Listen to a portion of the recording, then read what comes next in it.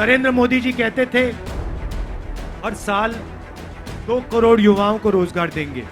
आज रोजगार के बारे में ना नरेंद्र मोदी ना आपके चीफ मिनिस्टर एक शब्द बोलते हैं। आपके चीफ मिनिस्टर तो 24 घंटा उनकी भूमि पोर्टल को देखते रहते हैं। हर रोज देखते हैं मेरे हाथ, चीफ मिनिस्टर के हाथ, तेलंगाना की कितनी जमीन गई। हर रात उनको रिपोर्ट मिलती है कितनी जमीन उन्होंने दलितों से छीनी, कितनी आदिवासियों से छीनी, कितनी गरीबों से छीनी।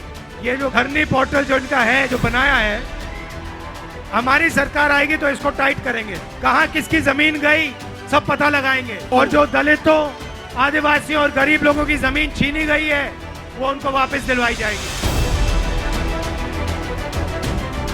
विपक्ष कोई मुद्दा उठाता है, उससे ध्यान उठाने के लिए एकदम टीआरएस काम शुरू कर देती है। भाइयों और बहनों, बीजेपी और टीआरएस एक ही चीज है। चुनाव के समय ड्रामा होता है मगर मिलकर काम करते हैं। चुनाव आता है 100-200 करोड़ रुपए दोनों डाल देते हैं। जहां भी गोवा में, बाकी प्रदेशों में कांग्रेस पार्टी है, वहां पे बीजेपी पैसा दे के सरकारें गिरा देती है। भाइयों और बहनों, ये जो पैसा बांटते हैं चुनाव में, ये किसका पैसा है? ये आसमान से तो नहीं गिर रहा है भाइयों और बहनों, ये भ्रष्टाचार का, चोरी का पैसा है, आपके जेब में से निकाला जा रहा है। एक तरफ बेरोजगारी, दूसरी तरफ महंगाई। नरेंद्र मोदी जी कहते थे 400 रुपए का सिलेंडर हो गया है, अब 1000 रुपए का हो गया है। कुछ तो बोल दीजिए। पेट्रोल 70 रुपए का होता था, नरेंद्र मोदी हर भाषण में कहते थे 70 रुपए का हो गया।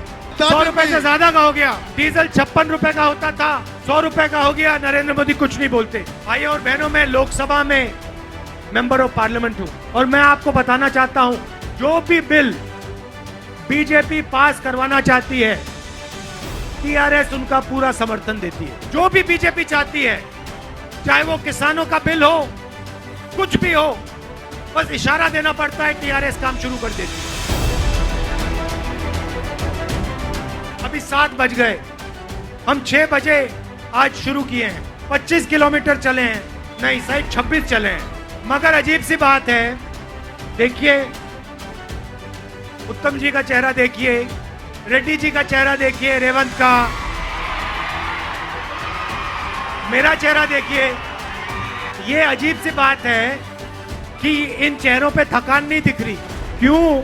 क्योंकि हम अपनी शक्ति से नहीं चल रहे, हम आपकी शक्ति का प्रयोग करके चल रहे हैं। आपके प्यार से, आपकी शक्ति से हम आगे बढ़ रहे हैं। ये जो यात्रा है, ये सच्चा हिंदुस्तान है, जहां सब लोग एक दूसरे की मदद करते हैं। हम 7-8 घंटे चलते हैं और जो भी आता है उसकी बात सुनते हैं। किसान, मजदूर, युवा, माताएं, बहनें, जो भी हमारे पास आता है हम उनकी बात सुनते हैं। शिकायत करते हैं तो भी सुनते हैं, और 7-8 घंटे सुनने के बाद हम 15 मिनट भाषण करते हैं। यही है हिंदुस्तान। जो राजनेता होता है उसको जनता की आवाज सुननी चाहिए। आज बीजेपी के लोग, आरएसएस के लोग, टीआरएस के लोग जनता की आवाज को दबा रहे हैं।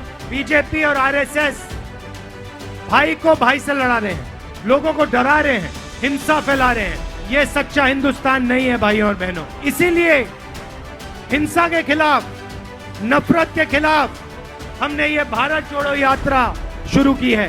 3500 किलोमीटर चलेगी और इस यात्रा को कोई शक्ति नहीं रोक सकती। ये कश्मीर पहुंचेगी, चाहे आंधी आए, तूफान आए, बारिश हो, धूप हो, यात्रा पहुंचेगी, श्रीनगर पहुंचेगी, क्योंकि ये यात्रा हिंदुस्तान की आवाज है और हिंदुस्तान की आवाज को कोई नहीं दबा सकता। कोई शक्ति नहीं है दुनिया में जो हिंदुस्तान की आवाज को दबा सकती है।